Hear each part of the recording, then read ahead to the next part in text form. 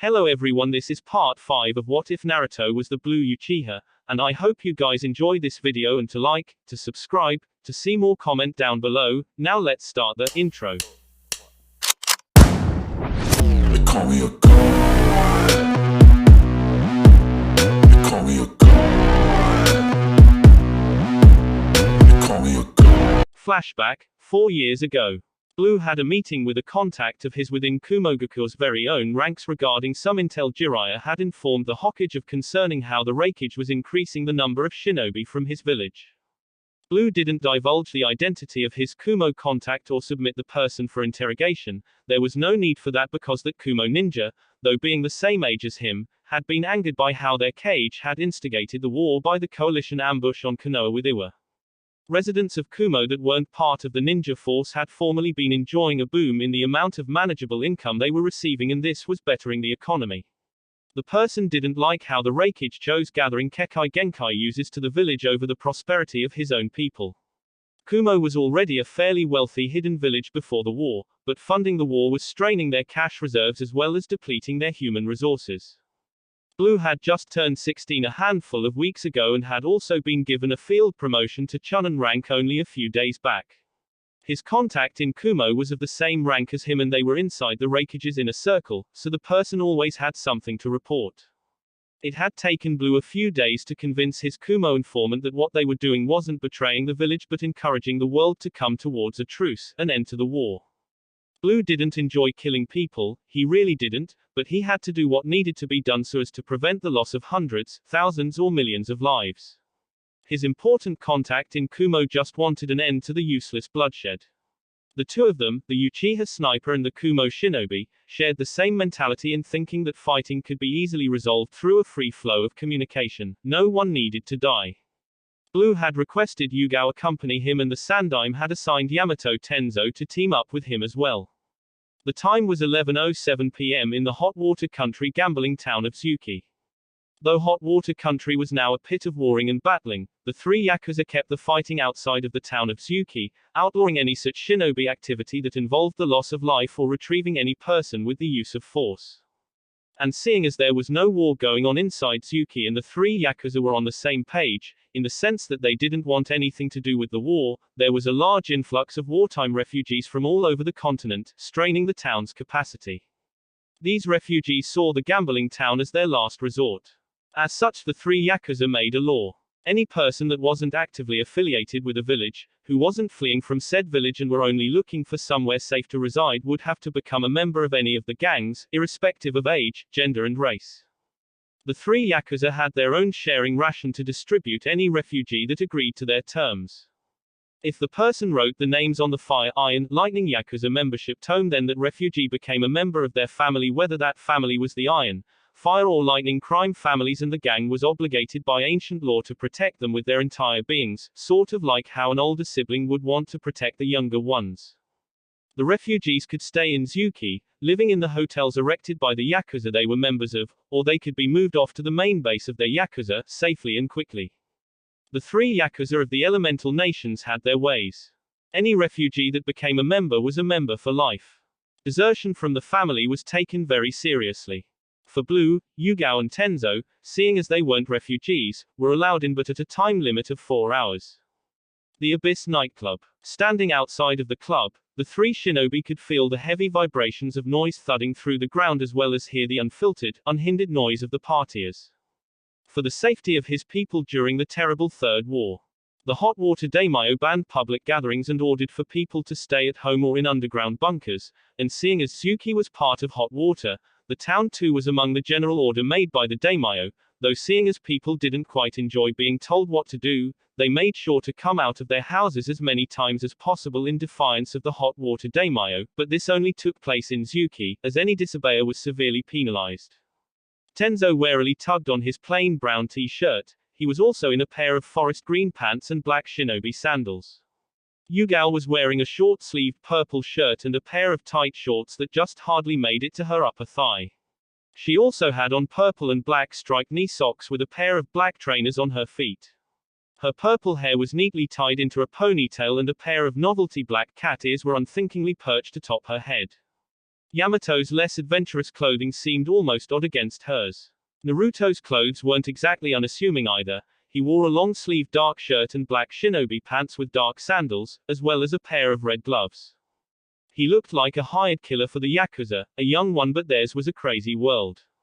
This didn't stop the displeased looks being shot at him, only lessened the intensity and shifted their attention to the plainest of the three, Yamato Tenzo. Tenzo followed Blue up the side of a very long line into the nightclub.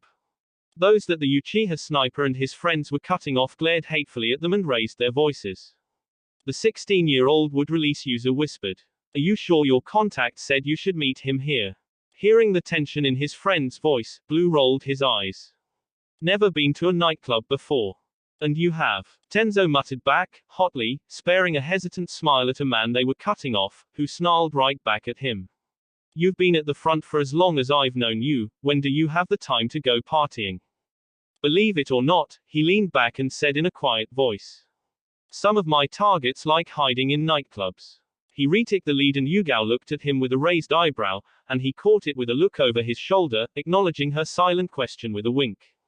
The music isn't half bad either. He got to the front and Tenzo subtly moved behind him, more than unsure at the sight if the 6-foot-tall, fair-skinned man in the tight black shirt, dark blue jeans and black stomping boots. The man's bald head reflected the red light bulb shining down from the entrance of the club, and he wrinkled his handlebar mustache as he saw Blue, though the blue-eyed Uchiha wasn't wearing his Hatate or Chunin vest, and neither Yugao nor Tenzo for that matter, at Blue's prompting. They also weren't wearing any of their weapons. All was sealed away on each of their persons, even Blue's backpack. From personal experience, Yugao knew her best friend was well accustomed to the back alleys of Tsuki, as well as the innermost parts of the global black market, so when it came to these kind of unfamiliar, clandestine missions, she tended to follow his lead. More times than not, they came out uninjured.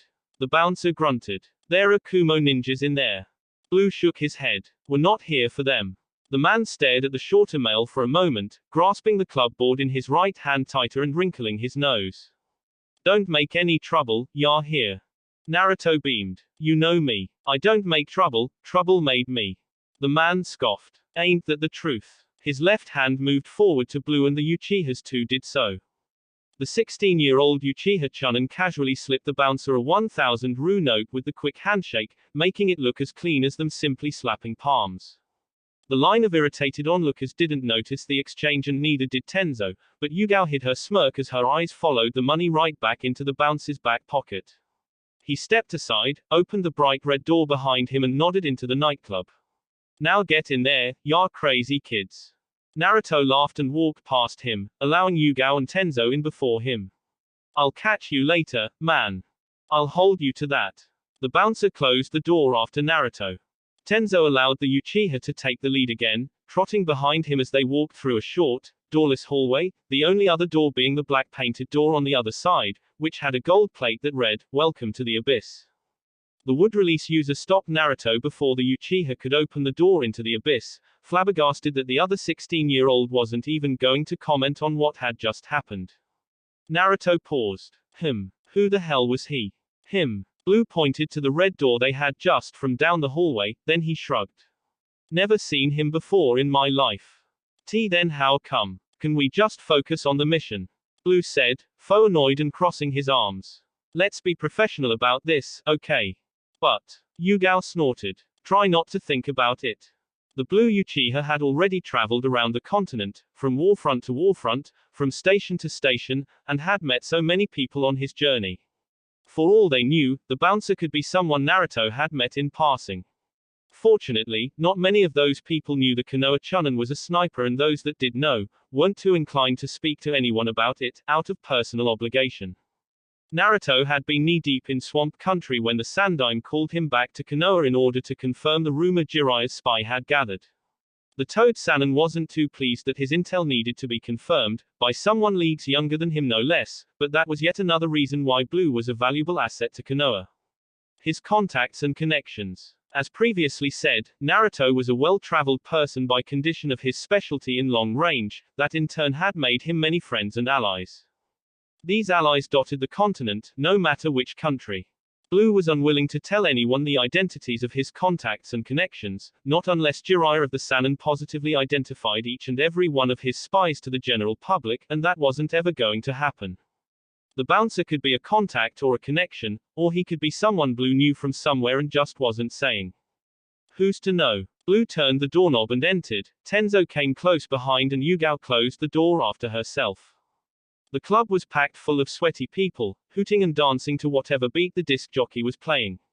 Red and black strobe lights pulsated, making the club look larger than it actually was, and the peculiar stench of human hormones punched into their noses. Yugao couldn't help but say, staying well away from a crazy-eyed man that flopped bonelessly on the ground, under the throes of what she guessed were recreational drugs. Her face screwed up with irritation as she saw two men grind into a level-hated woman in their middle.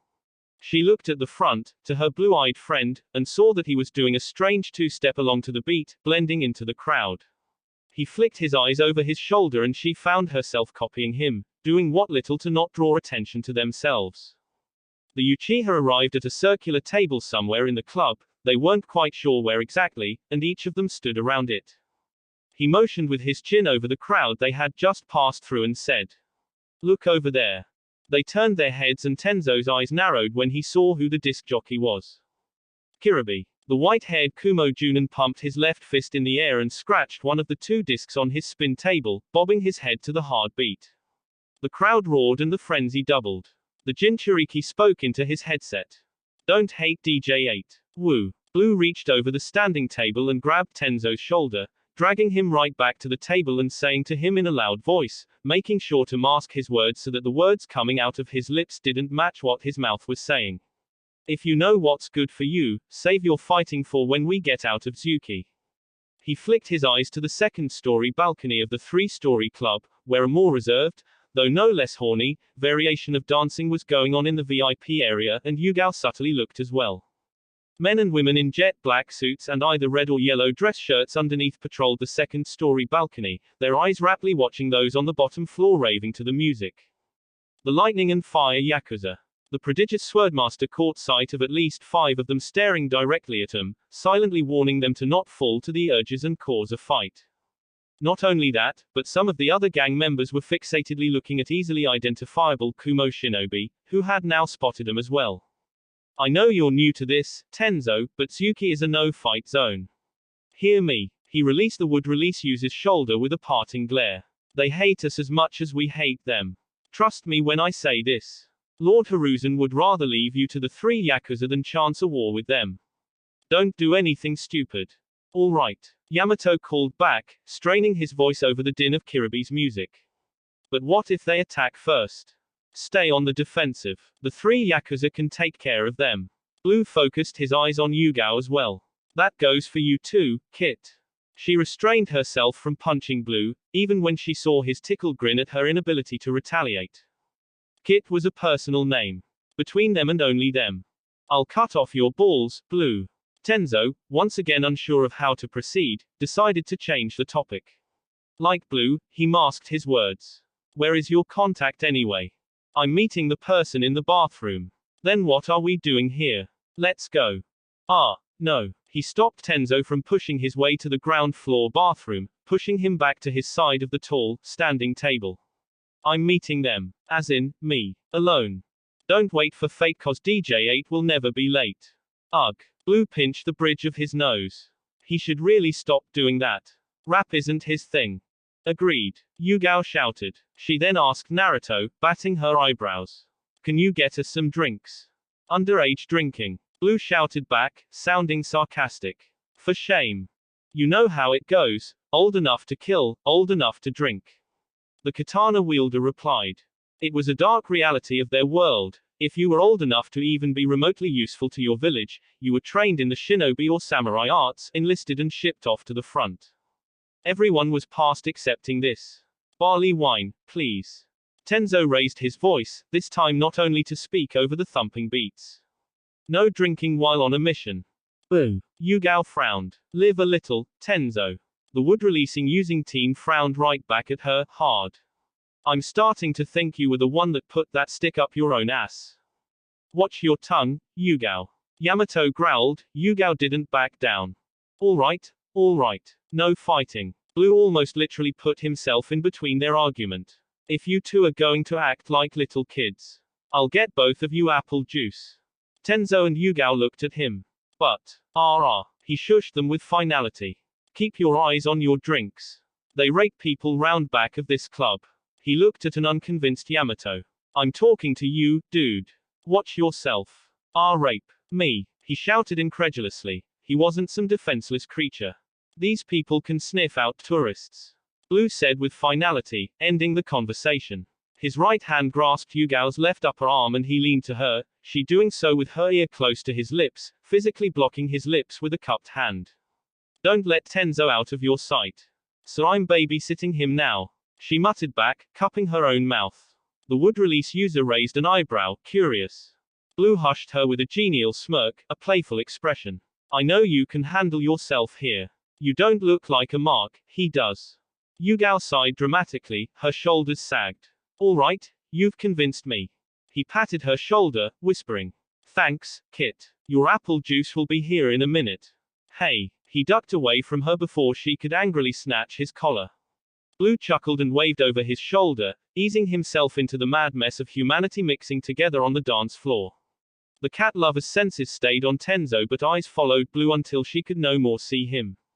A minute later, a pale-skinned man in a white tank top and blue jeans walked up to the table with 2 glass cups. He set them down on the standing table and said in a dull voice, somehow able to cut through the heavy thumping beats. Apple juice from Blue. Already paid for. Huh. Yugao sniffed, sparing a look at the drinks before turning her eyes to the server. Didn't think he was serious. She used her pointer finger to gingerly push away her own glass of apple juice. Thanks. The man nodded once and went back to wherever he was coming from.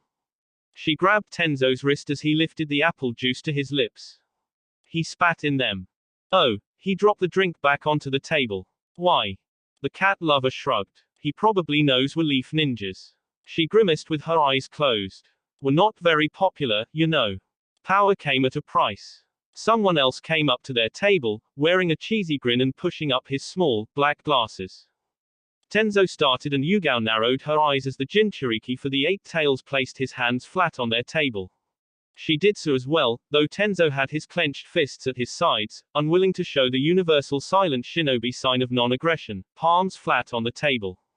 The cat lover looked at the DJ spin table and recognized immediately that the person now hyping up the crowd was a clone, one that winked at her. Didn't know they let in leaf scum. Again, somehow his voice carried over the din coming from around them. Yugao's lips screwed to the side as she suspected his eyes sweeping over her. For leaf shit, you look good.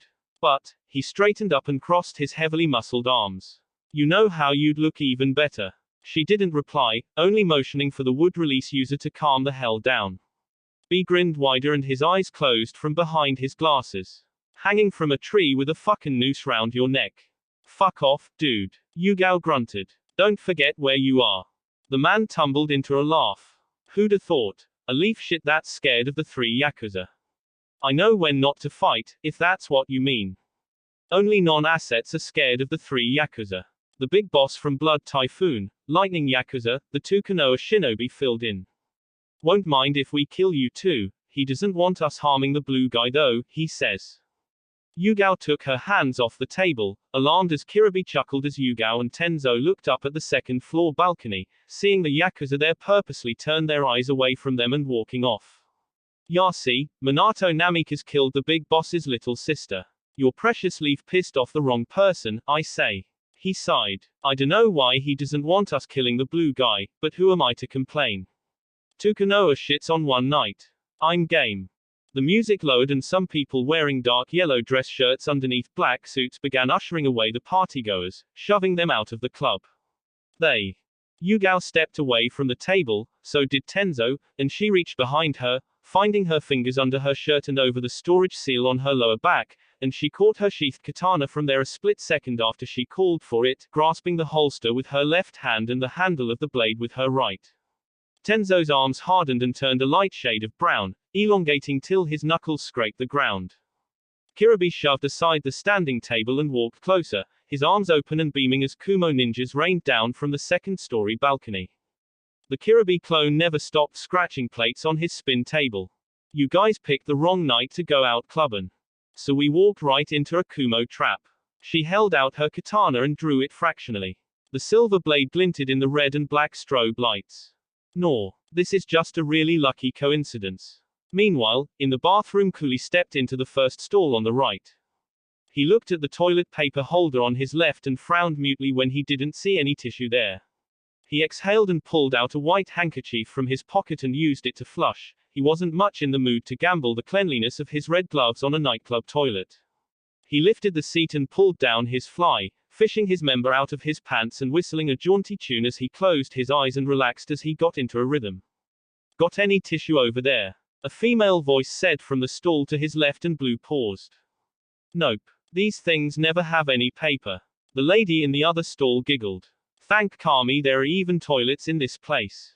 Blue smirked. Accident. Ha. Something like that. The Uchiha shook his head incredulously at the woman's lilting laughter. I've got sealing paper, if that's any help. Do you have any idea how scratchy those are? It's like getting road rash.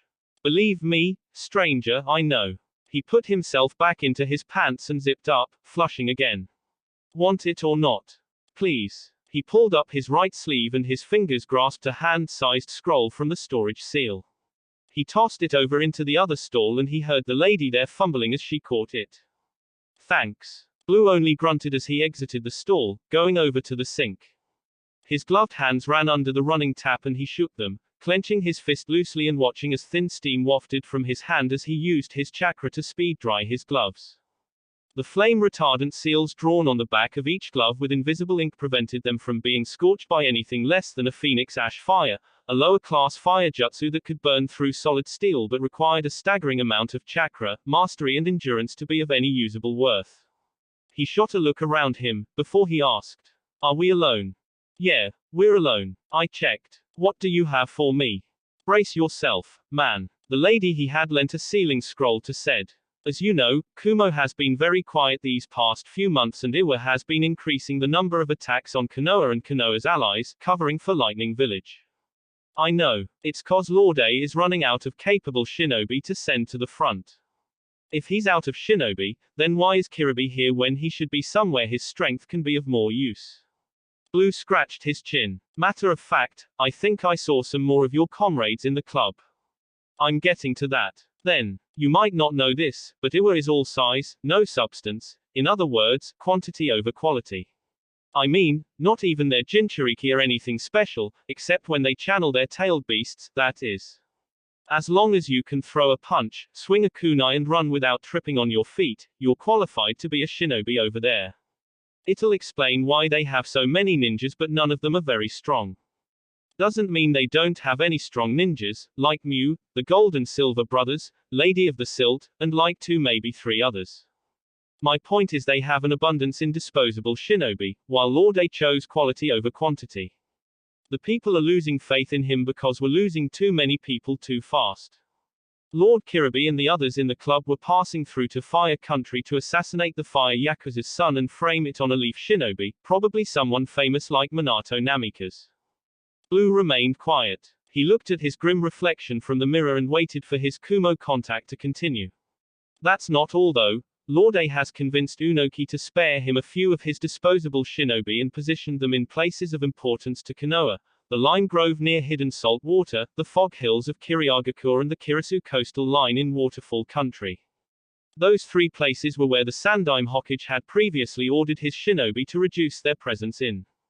They had previously fought for dominance with Kumo, Iwa, grass, stone and iron on all 3 locations, due to the natural resources packed in the earth, and Konoha had come out on top, mostly to garner favors from those regions and reduce the cost of trade between them and the leaf. Barricades and barriers were erected to protect those places. The leaders of those regions had pleaded for the Sandaime to keep at least some of his shinobi there, but the third had designated that they were no longer hot zones. Capturing there meant that Kumo, and their allies, would see an increase in supply of basic necessities for living and an ample source of resources to fund the war, such as the iron ore in the Fog Hills or the crude oil in Kirisu or the hundreds of wheat farms of Lime Grove. Unoki lent Lord A about 10,000 of his men. How are they moving that many people so quietly? Lord A appoints 2 of his best men to guide a small force of 20 Iwa meat shields at a time. Naruto was taken aback as realization hit him. That's why Kumo has been silent for all these months and Iwa has been making more noise. To cover their tracks. Precisely. The lady in the stall hummed. I'm one of the captains of the regiment in Lime Grove, in a camp 92 miles west of Tsuki. She stopped speaking when she heard a hard thump against the bathroom door. What was that? She sounded panicky, her tone raised. Did you sell me out?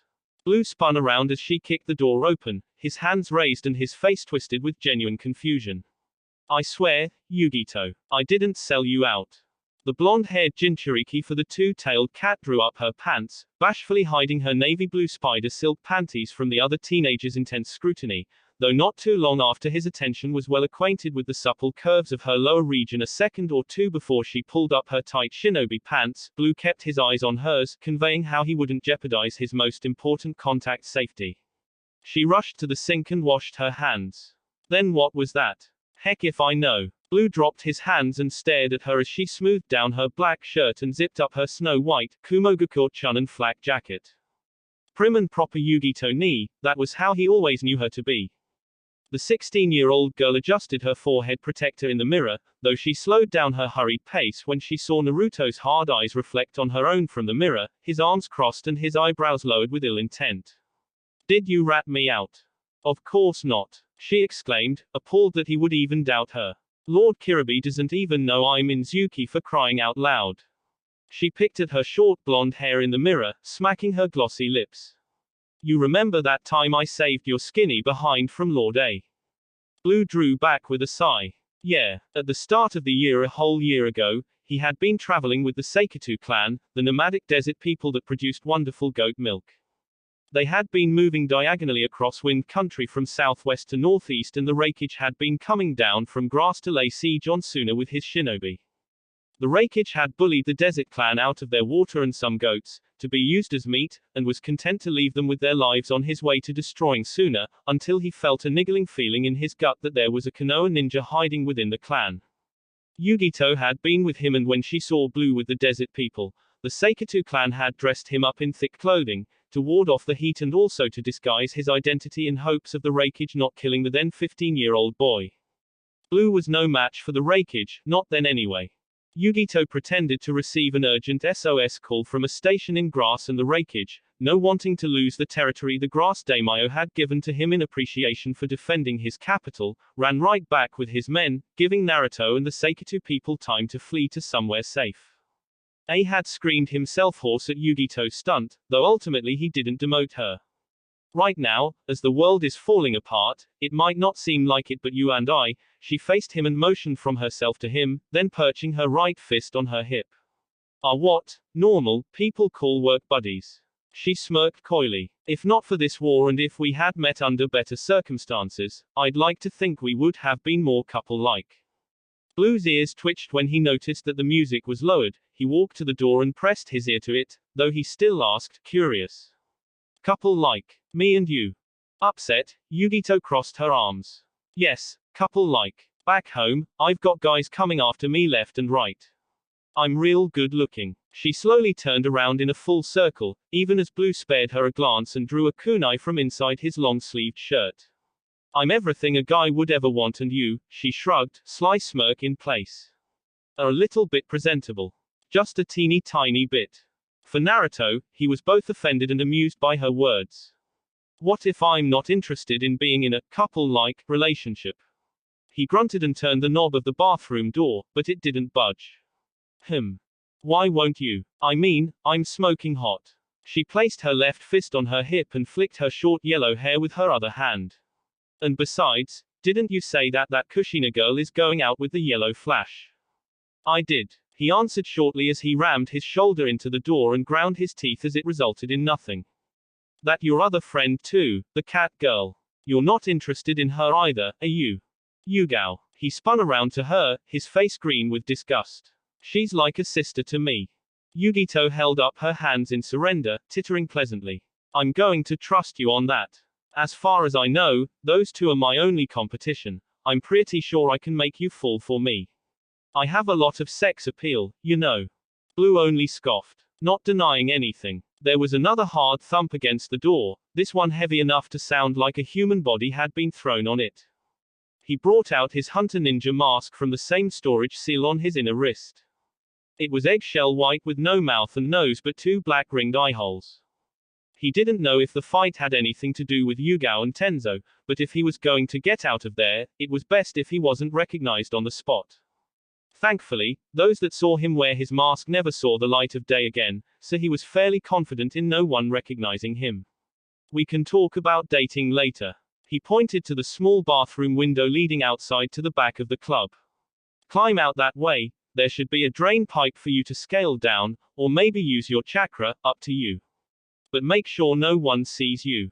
Blue. This is for your own safety, Yugito. His Sharingan flared on and the Jinchuriki flinched at the dark gaze he gave her from behind his mask, before he turned him to the door. He frowned when he saw that there was a locking seal on the bathroom door, meaning only one thing. They wanted him to remain inside. He wasn't their target. Yugao and Tenzo were. You said Kiribi doesn't know you're in Tsuki. Let's keep it that way. Thump. Another body. Understanding that the situation demanded serious urgency, Yugito scrambled to the window and padded her palm and feet with chakra, allowing her to climb up the wall. Tell me your answer later. And she slipped out of the bathroom in a rush with the silence and agility of a cat disappearing into the night. Later, the blue Uchiha would find out that his Kumogakur contact, the holder for the Nibi no Nekomata, Yugito ni, truly had no idea that there would be so many Kumo ninjas in the club that night. Blue became more alarmed when his Sharingan couldn't cut through the thick haze of chakra from the locking seal. He settled into a ready stance before the door and his right fist flew forward, his knuckles crashed against the door and he reared back, shooting forward his other hand in an earth-shattering straight punch, making the door and the seal ripple under the strain. The Uchiha team finished the sequence of blows with a hard Spartan kick to the door. Boom. The seal shattered like glass and the door exploded off its hinges, racing outwards and crushing a Kumo shinobi against the wall of the other side of the hall, turning them into a bloody smear on the wall. Naruto's hunched, angered silhouette cast an ominous shadow from the bathroom door, one that caused all the fighting to ground to a stop. His hands closed and his blue Sharingan churned furiously in his eyes.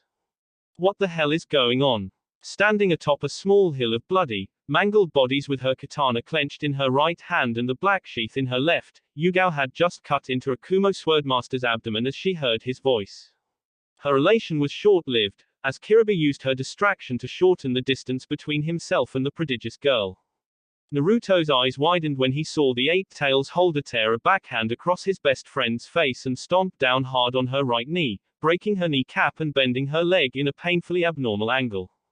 The dark-skinned Junin grabbed the teen by her hair as her feet gave out, grinning widely at the blood streaming down her nose and her bloodshot right eye.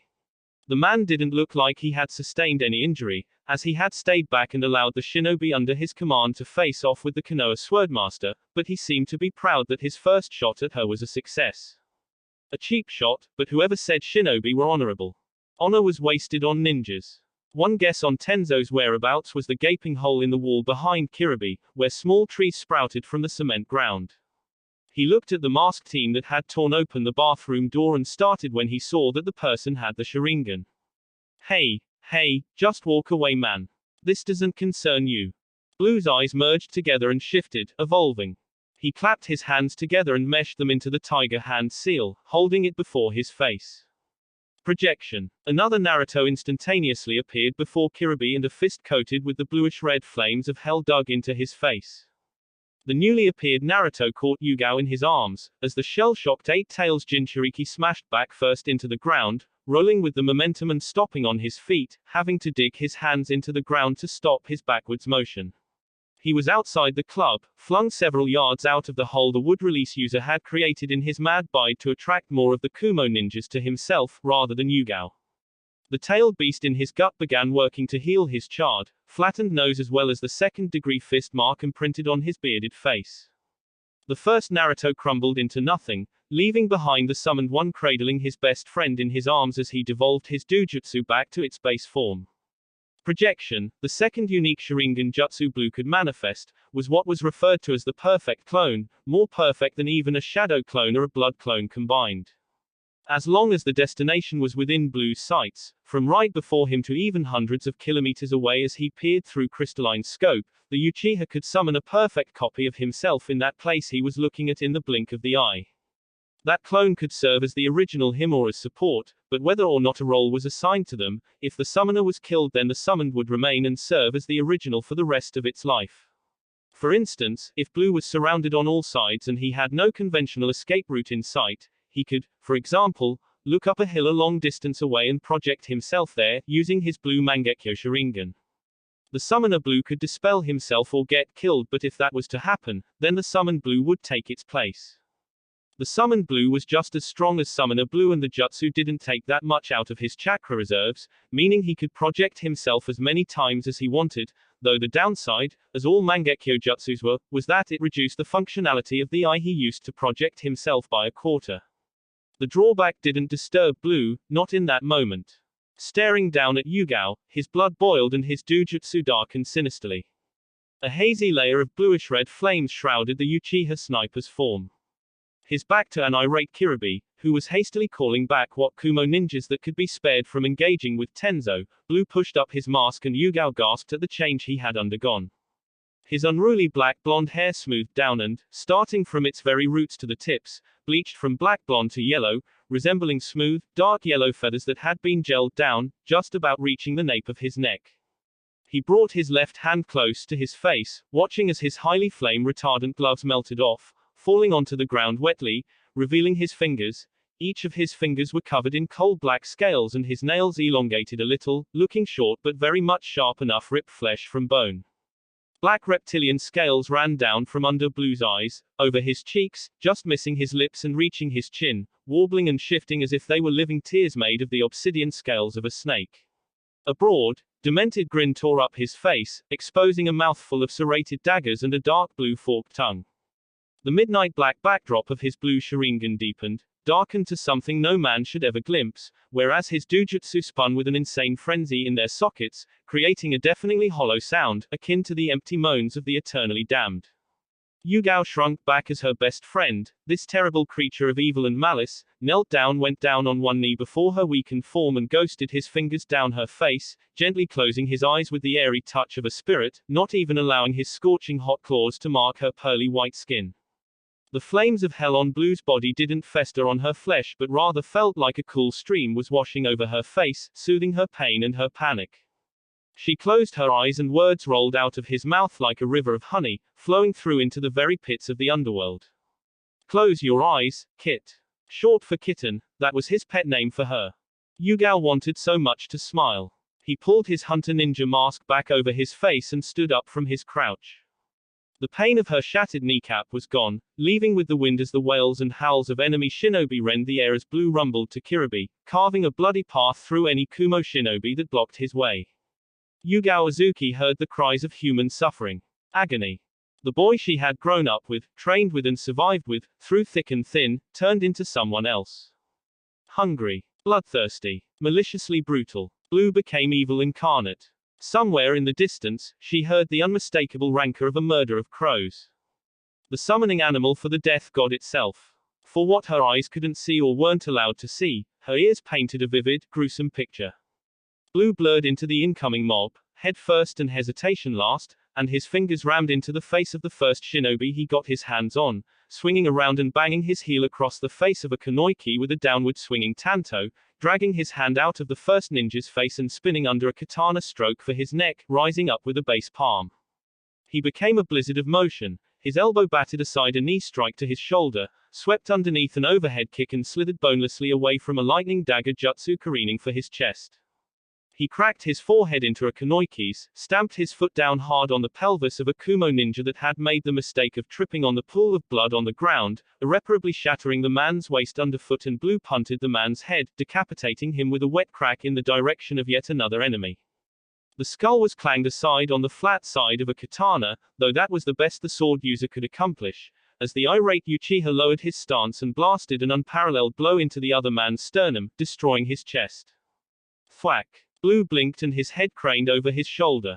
The person that had managed to enter his range of attack stumbled backwards as his katana broke on impact with the nape of Blue's neck. Stabbing him with a chakra blade coated with lightning affinity chakra didn't work. He fell down onto his butt, mortified, and Blue hovered over him, casting a grim shadow of unforgiving judgment. Blue needed only one hand sign. His fingers blazed into the tiger hand seal and a tidal wave of fire roared from his lips, bathing the mistakenly fallen Kumo man in Hellfire's very own flames. Fire release. Phoenix Ash Fire.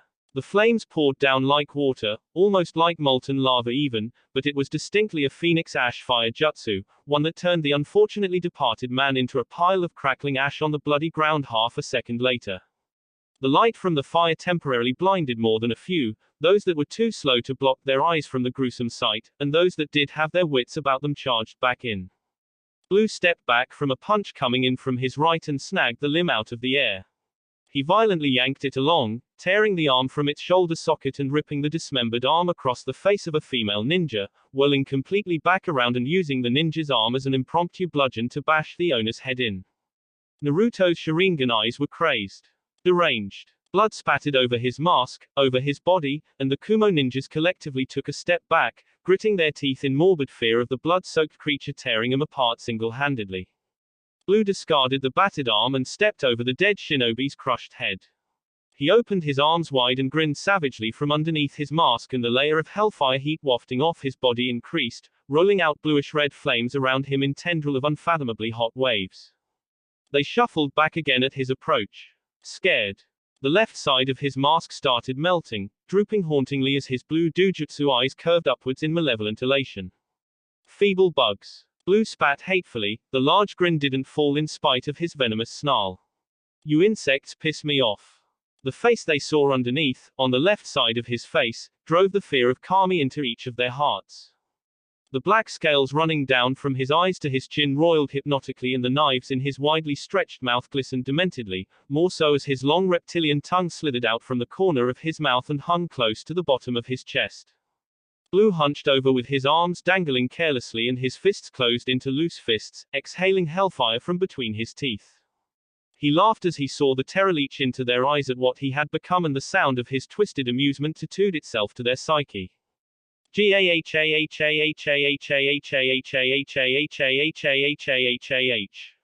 He's just one guy. Kiribi muttered and nudged his way to the front, urging the shinobi under his command to fall back. This is all for show. The monster raised an eyebrow, his position still hunched, and the blue pinwheels in his eyes never once stopped spinning. Could this be why the other Yakuza specifically ordered him to leave the blue one alone? The Jinchuriki would later find out that Orochimaru had pulled some strings to exclude her son from the fury of the three Yakuza. The Sannin already had ties with the three Yakuza at that point. That didn't matter though. Not now. Tailed beast chakra ebbed from Kiribi's body. His muscles hardened and a cloak of chakra covered him, as a cloak of hellfire covered Naruto. A rough guess told him that his blades wouldn't be able to chip the masked teen's hard skin.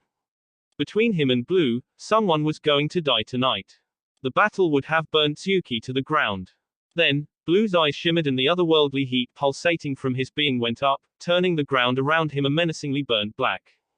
The Kumo ninjas cowering behind Kiribi, and the Eight Tails holder himself, all collectively inhaled as they spectated on the looping events of the deaths in the third person, though feeling each and every sensation over and over again, unending misery and anguish. The fire monster feasted on their hearts and gnawed on their bones as he was seated on a pile of groaning, weeping humanity. For some others, he reached into the guts and tore out their spines, never giving them the merciful reprieve of death but rather using their spinal columns to decapitate them, over and over, again and again. Some saw Blue setting their souls ablaze, not nearly as pleasantly as it sounded, giving them a taste of what awaited them if he granted them the forgiveness of death. Unable to die, not in this Kami-forsaken illusion. Some saw the sniper pluck out the bones of their fingers, one by one, and push each one down their eyes, impaling their brains and subsequently delving into a mind-numbing sensation of having their sanity boiled over a low flame. Some took matters into their own hands. They plunged their blades up their chins, or into their hearts, but Limbo hadn't given them permission to die, so they did this again and again, in a vacant universe of horrendous torment. For Kiribi, he was made to watch all of this from a first-person vantage point. Sharingan Genjutsu was supposed to be in passing. The pain, if any, didn't last long and eye contact needed to be made to fully experience it, but the foul images they were made to see destroyed what little awareness of self they had. A good majority voided their stomachs and befouled their pants, toppling off their feet and crashing down onto their knees, shamelessly begging to be released. Kirby swallowed thickly. Blue cocked his head to the side, his partly hidden face twisted joyously. Death is not the end, Bug. The damned are at the mercy of the fire.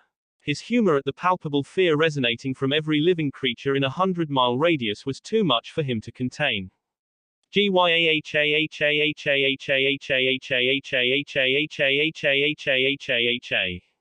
This is crazy. B muttered, fighting the heart palpitations threatening to fell him. The beast sealed within him forced its chakra around its Jinchuriki, not in the least bit safe from the images of death and torture Blue was manifesting in their minds.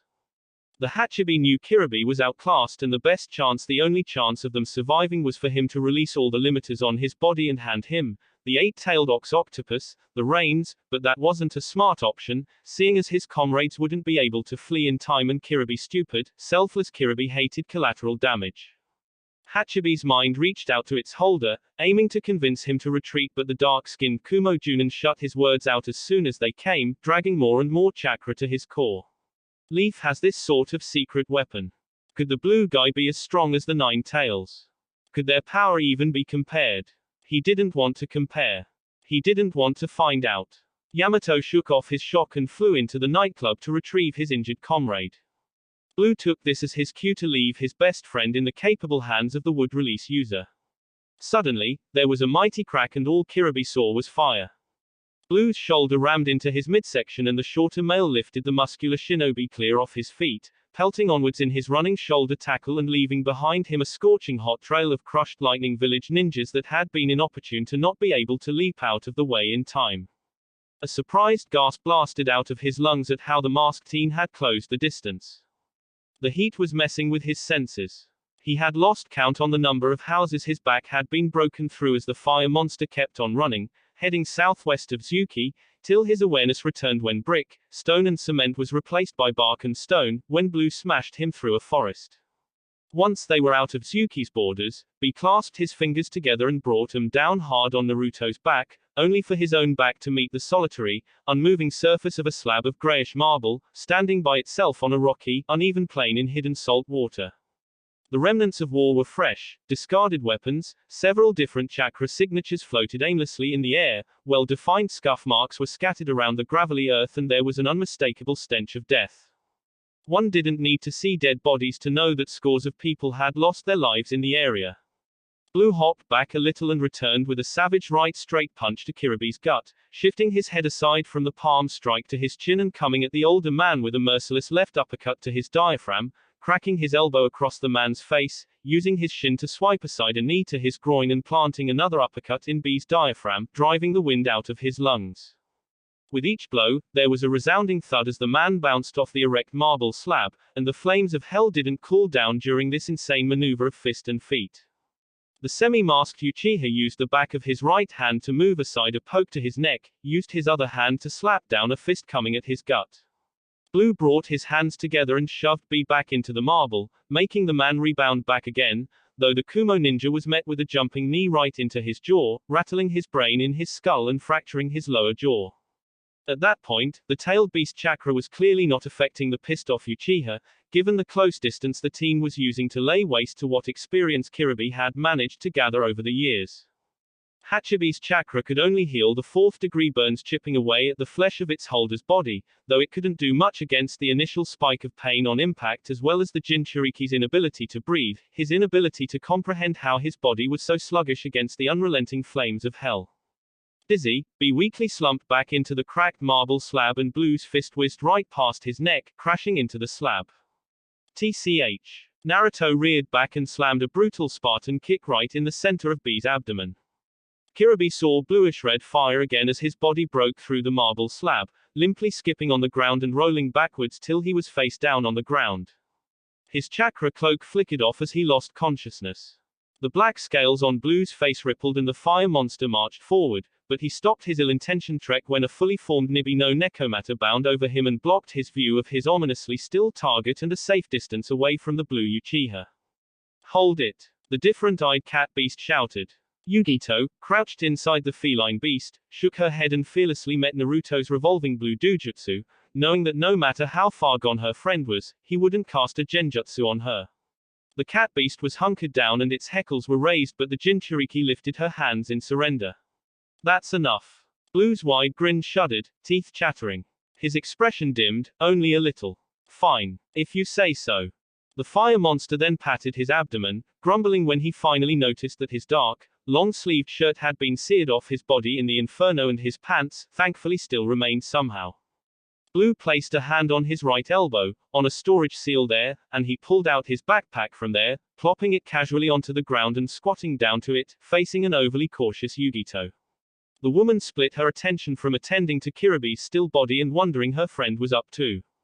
His temperament was showing, from the thick, angry veins throbbing on his neck to the pulsating scales under his eyes and over his cheeks.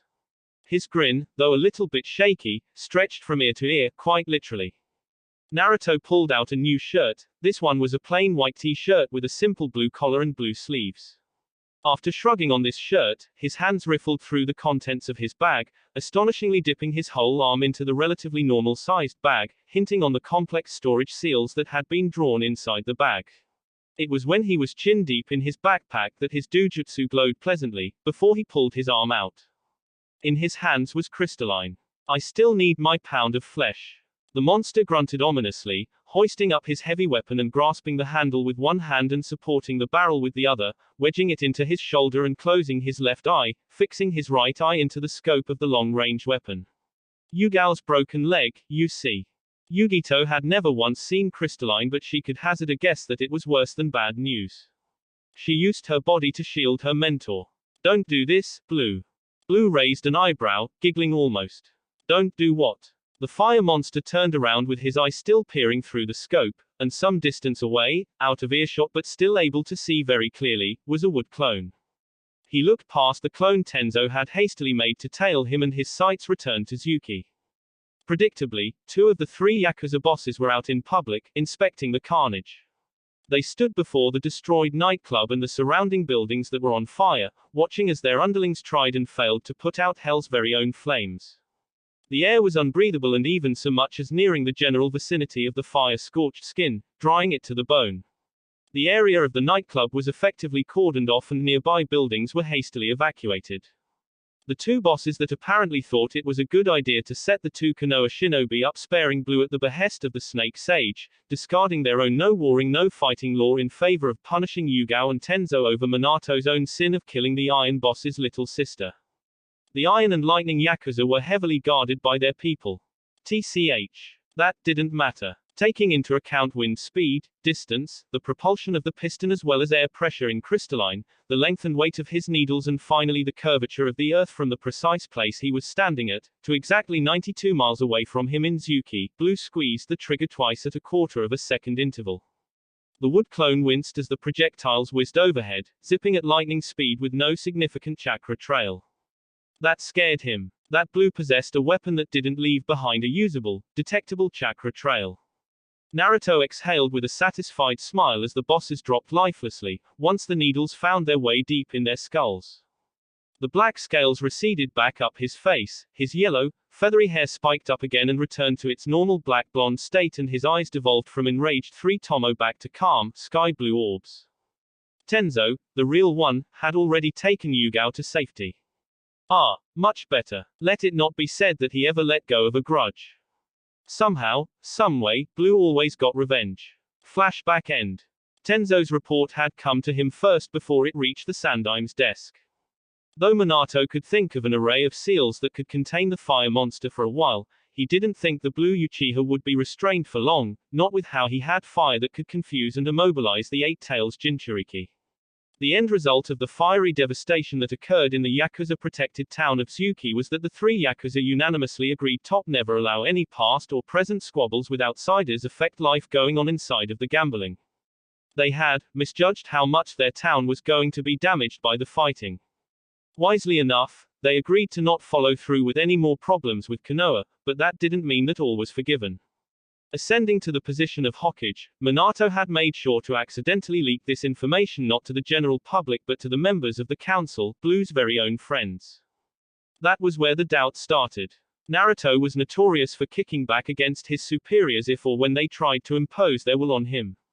They began walking on eggshells around him, not wanting to set him off and be the reason the precious village was burned to the ground. What could they even do once he was pissed off, when not even the Jinchuriki of the Hachibi was helpless? Through blood tests and chakra nature confirmation, the nail on the coffin was when an unknown source in the village had provided Minato information on the identity of Blue's mother. Orochimaru of the Sannin, the bloodthirsty, cold-hearted, self-interested woman that had kidnapped and experimented on hundreds, probably thousands, of people from when she was a chunin to the moment her secret lab in the Forest of Death was exposed by the same unknown source. It couldn't be confirmed, and Blue was strongly denying it, but the Yondaime stoked the flames of fear and uncertainty by saying that the Uchiha sniper had aided his mother in escaping from the authorities. That was true. Blue had indeed helped Orochimaru flee Konoha. Whatever she had done, no matter how much he was opposed to her actions once he found out about them, she was still his mother.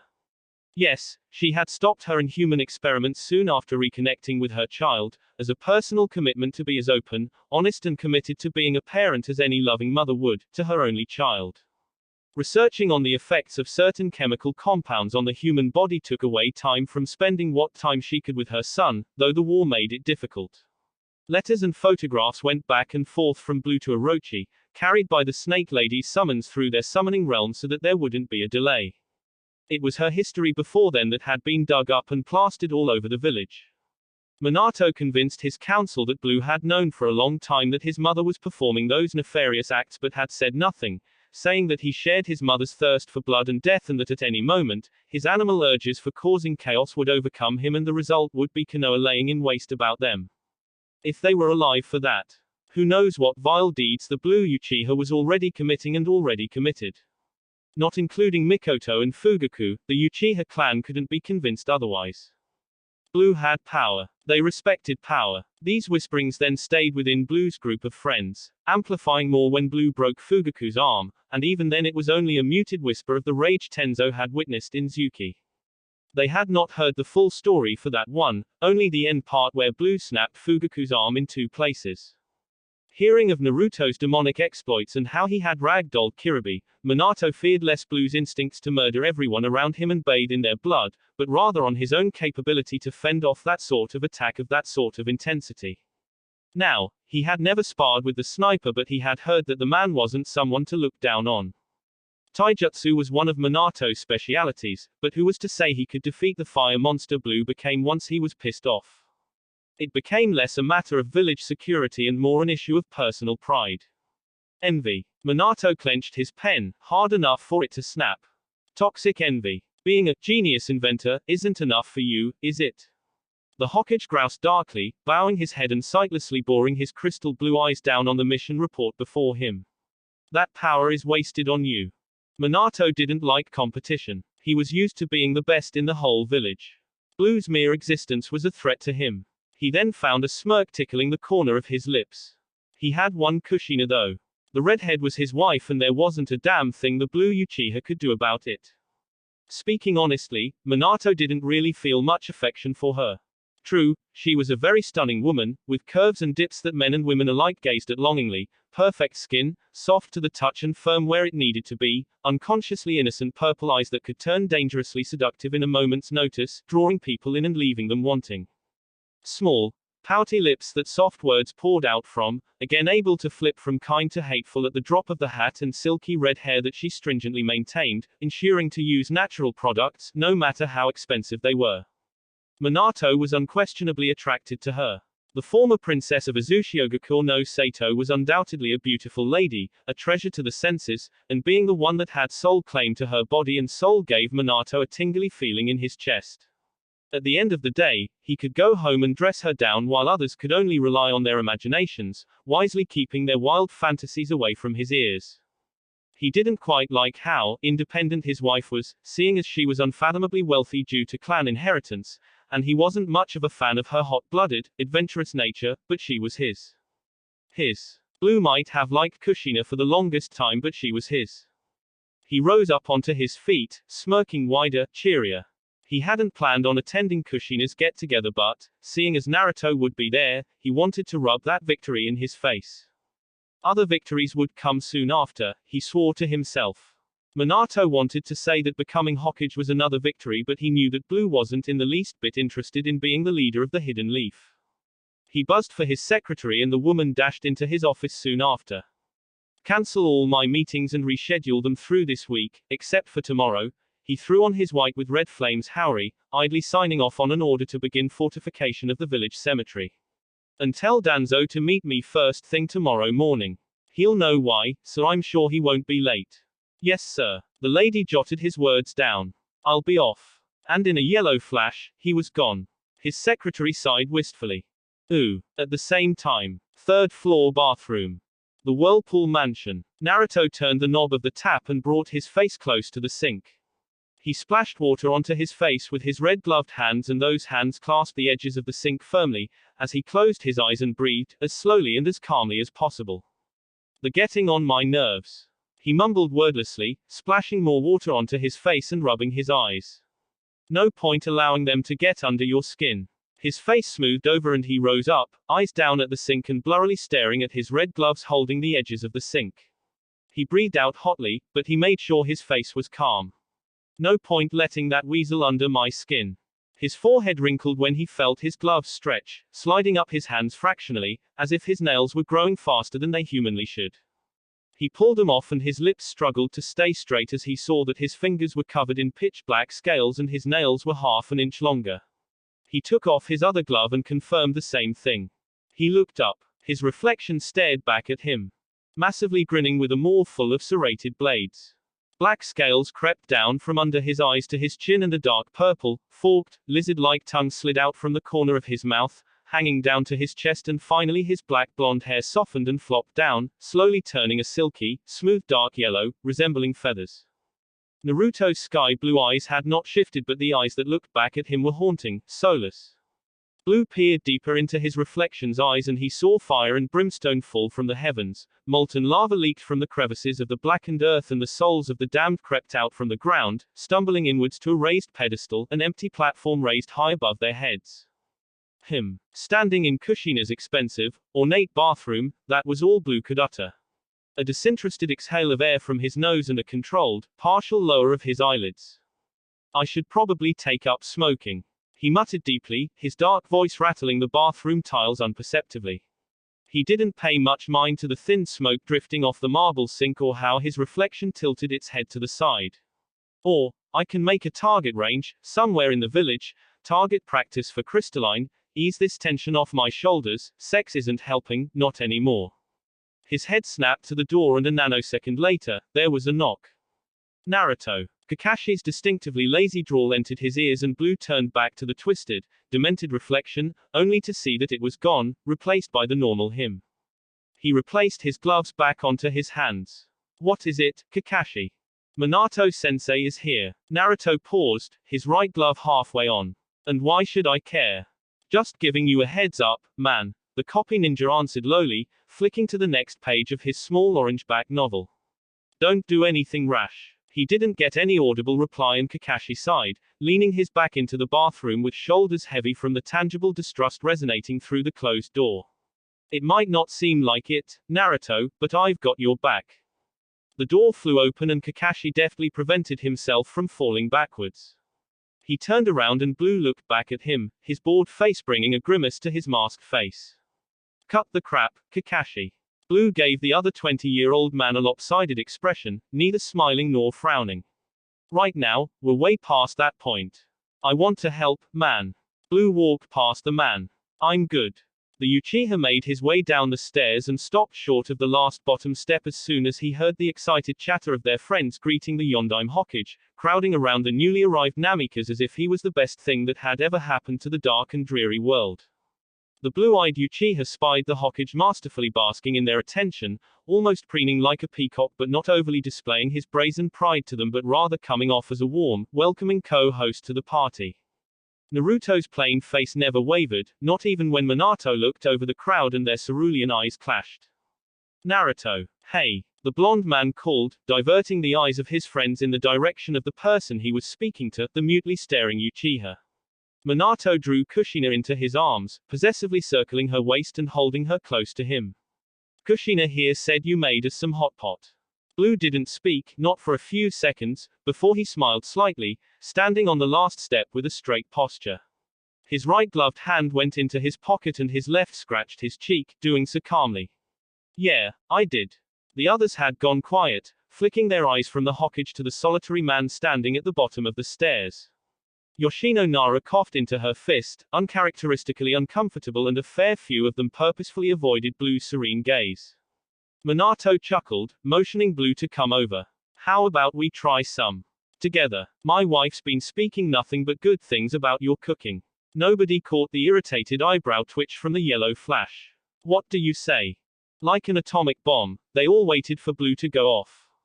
It was complete silence in Kushina's mansion and everyone held their breaths. Most shinobi in the hall braced themselves and Blue's own eyebrows dipped at the subtle shift in their body language, from carefree to defensive. It wouldn't have been spotted, but to him, their body language spoke for them loud and clear. Minato wanted him to stay. He wanted ample time to push his buttons, drive him mad and cause him to bring out the monster curled up inside him. "Not yet," he said to himself. Before he could give himself permission to officially lose his shit, he needed to make sure Itachi was going to be safe afterwards and that his two accountants got detailed orders on what to do to ensure his nephew was in a good place, physically, mentally and financially. His sister and her husband weren't doing a very good job, not in his opinion. He needed to be absolutely sure, if he died in the process, that his mother wasn't going to do anything crazy that would in turn endanger her life. He needed to make sure that his contacts and connections remained as firm and strong, as solid and resolute as they were presently, and that his nephew would get access to them once he was ready. He needed a week. Just one. Blue's smile darkened and his eyes closed, the corners turned up warmly as he shook his head. "You know what, Minato? I was just heading home." "Ah, that's too bad. I wanted us to chat for a bit." Naruto raised a slow, steady eyebrow. "Aha, right. Kushina made to disengage from her husband's side, trying to smoothly slide out of Minato's iron grip. "Let me see you off." No, he flippantly gestured, coming down from the last bottom step and plodding slowly to the door, ignoring the dozens of eyes following his every move. "Stay." He twisted the doorknob with his free hand and opened the hardwood door, seeing the hallway on the other side and the front door down the passage. "Entertain your guests. I'll see myself off." I'll see you later." The redhead stammered slightly, not caring about the sort of looks she was getting from her husband, more so at the light dusting of red over her small nose. The others didn't seem to notice, as their attention was mainly on Naruto, making his way out of the hallway door. Kushina clasped her hands together, feeling desperate to not lose him again, not after finally getting him back. "Blue." The Blue Uchiha's only reply was a short, invisible smile, before he closed the door after himself with a soft click. Vaulting himself over Kushina's gate and landing softly on his sneakers, Blue hummed and patted his stomach once. "I'm hungry." And he summarily made his way into Konoha, in search of any open diner. Author's note. Jutsu list. Projection. This is a Mangekyo Sharingan ability that is so far only unique to Naruto, Blue, Uchiha. As the name loosely implies, this ability projects a copy of Blue at the exact location he is looking at, creating a perfect version of himself that is of the same genetic makeup as the original him. One cannot correctly say that the copy of himself is a clone, per se, but rather a duplicate version of him that bleeds, has its own fully formed chakra network and can die like any other human. The Blue duplicate can only be dispersed if the original devolves his Sharingan, or else the original can simply disperse himself and the duplicate can take up the mantle of being the original copy. Losing a quarter of the functionality of his Mangekyo means that his vision would fade by a quarter. This is a high-class jutsu because of the versatility of it. Blue can create over 100 perfect duplicates of himself, and the cost of doing so is a small dip in his reserves and half of the functionality of his Mangekyo. This jutsu differs from blood clones and shadow clones in the sense that they are not fully sentient, and once they take significant damage, they disperse variedly, while projection makes it that if the Blue duplicate that had sustained damage goes down, there will be a body left on the ground, even after the Mangekyo has devolved to its 3-tomo base form. The places the blue duplicate can spawn from are numerous. They can fall from the sky, as long as the blue summoner is staring at the specific place in the sky, and if the blue summoner is peering through a pair of binoculars or the scope of crystalline, he can manifest a blue duplicate in that location, though he would have to be careful to not get them stuck in the ground in walls, as that is a very likely possibility if he does not concentrate. Simply put, where he can see very clearly, he can create as many blue duplicates as he wants. He has used this jutsu only twice. Once during personal training to find out the ability of his then newly acquired, newly evolved dojutsu, and the other a short while later, when he lost the cap he put on his temper. Blue considers this mid to long range Sharingan jutsu a cheat ability. Still, Blue's last unique eye technique is far stronger. That will be it for this video. If you want more, comment down below, like, subscribe. And see you guys later.